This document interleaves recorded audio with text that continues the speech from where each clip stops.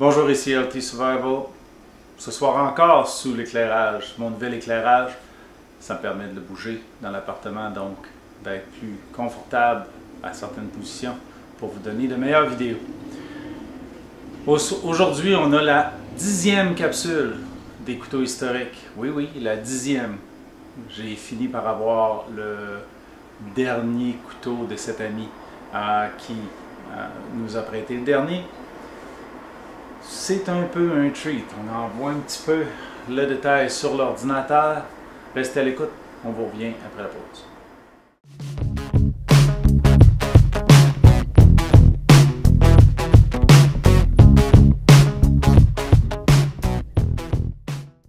Comme vous avez pu voir à l'introduction, les couteaux William Rogers sont d'un aspect classique. Ici sur l'écran, je vais retourner à l'arrière, nous avons ce couteau-ci, William Rogers. Très difficile d'avoir l'année exacte de fabrication parce que la compagnie existait depuis 1855 à 1830.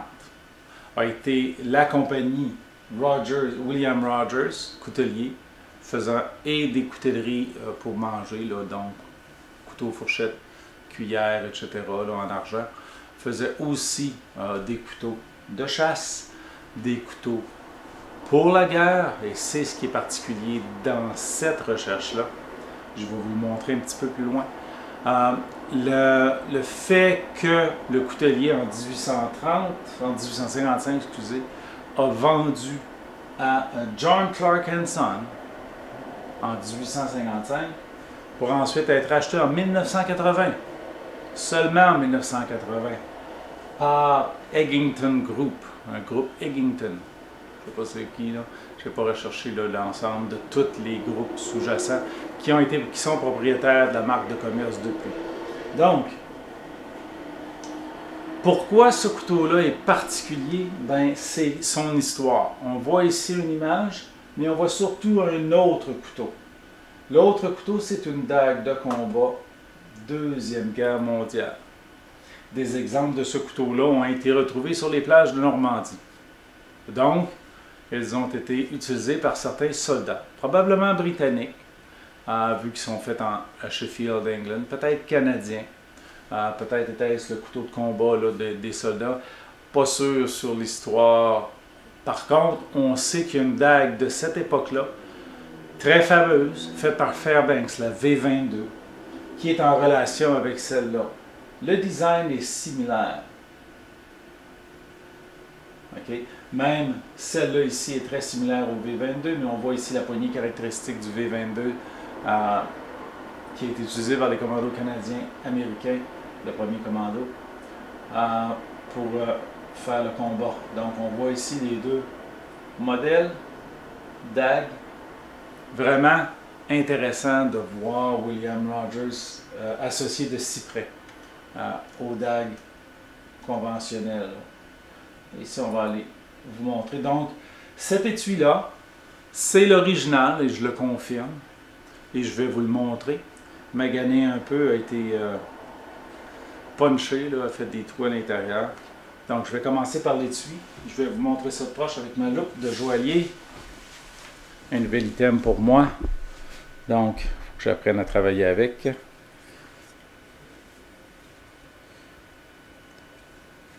Donc, sur l'étui, il y a une gravure. On va essayer d'aller vous montrer la gravure.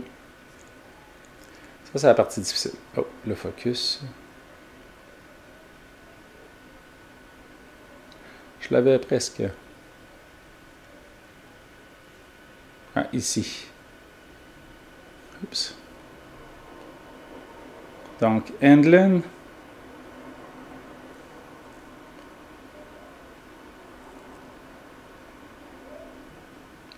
Donc, le Made in England. Un petit peu difficile à voir là, parce que je suis comme à l'envers pour vous le montrer.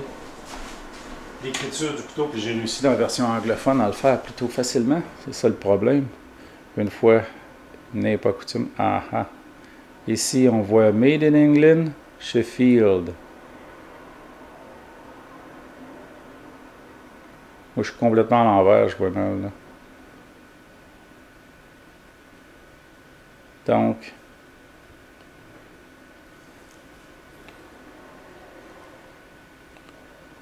Made in Sheffield, England, to be more specific, comme ils disent. Fait en Angleterre, fait à Sheffield, en Angleterre.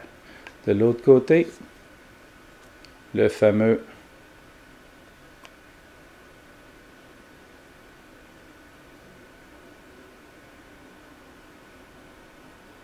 William Rogers, I Cut My Way, ok, avec le Hulu sign dans le milieu. C'est pas très évident, ça ressemble à un 8. Là. Voilà. Donc, encore une fois, classique de l'époque, stack leather, là, donc des rondelles de cuir superposées avec des rondelles de cuivre interlacées.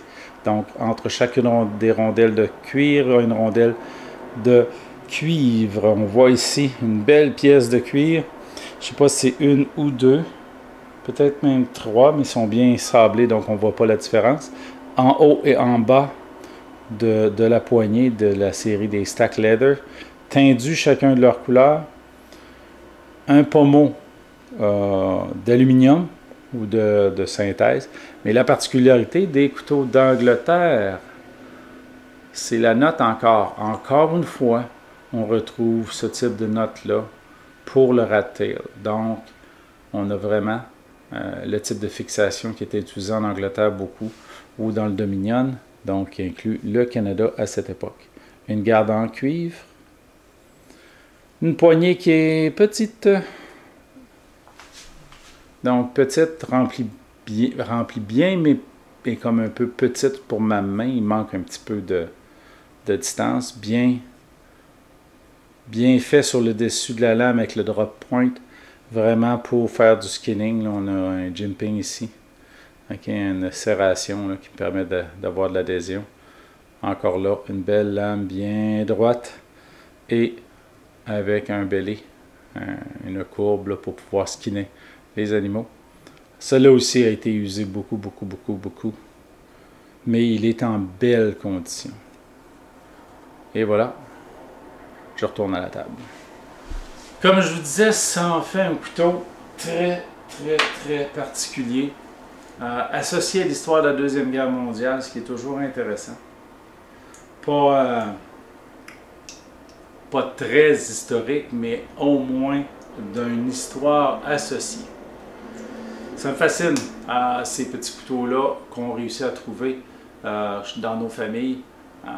Cet ami de la famille-là en a deux modèles très différents, utilisés à souhait. C'est vraiment des couteaux d'utilisation qui ont été utilisés par les familles qui les ont eus.